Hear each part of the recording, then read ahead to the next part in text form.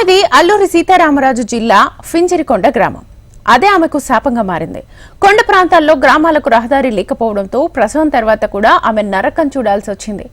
బిడ్డకు జన్మనివ్వడమే ఆమెకు పునర్జన్మ లాంటిది. అయితే ఇంటికి చేరే మార్గం లేక కుటుంబ సభ్యులు బాలింతను భుజాలపై మోసుకుంటూ తీసుకెళ్లడం మరో జన్మ లాంటిదని బాధితులు చెబుతున్నారు. కాలువ పక్క నుంచి ప్రమాదపు అంచున ప్రాణాలను అరచేతుల్లో పెట్టుకుని నడవాల్సిన భయానక పరిస్థితుల్లో ఆ బాలింత ఇళ్లు చేరుకుంది.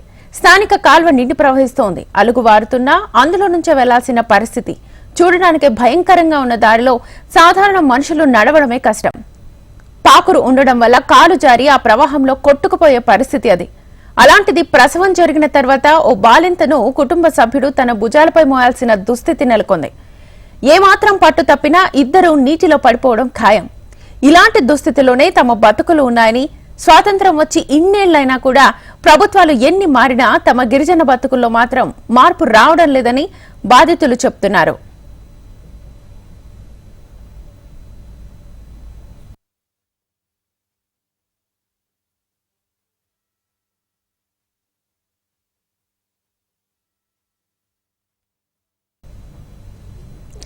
ఆమెది అల్లూరి సీతారామరాజు జిల్లా ఫింజరికొండ గ్రామం.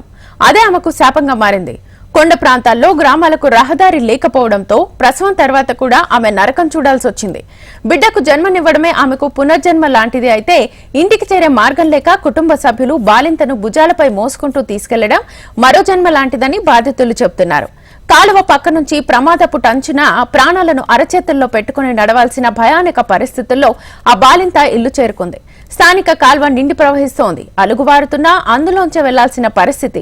చూడటానికి భయంకరంగా ఉన్న దారిలో సాధారణ మనుషులు నడవడమే కష్టం. పాకురు ఉండడం వల్ల కాలు జారి ఆ ప్రవాహంలో కొట్టుకుపోయే పరిస్థితి అది. అలాంటిది ప్రసవం జరిగిన తర్వాత ఓ బాలింతను కుటుంబ సభ్యులు తన భుజాలపై మోయాల్సిన దుస్థితి నెలకొంది. ఏమాత్రం పట్టు తప్పినా ఇద్దరు నీటిలో పడిపోవడం ఖాయం. ఇలాంటి దుస్థితిలోనే తమ బతుకులు ఉన్నాయని, స్వాతంత్ర్యం వచ్చి ఇన్నేళ్లైనా ప్రభుత్వాలు ఎన్ని మారినా తమ గిరిజన బ్రతుకుల్లో మాత్రం మార్పు రావడం లేదని బాధితులు చెబుతున్నారు.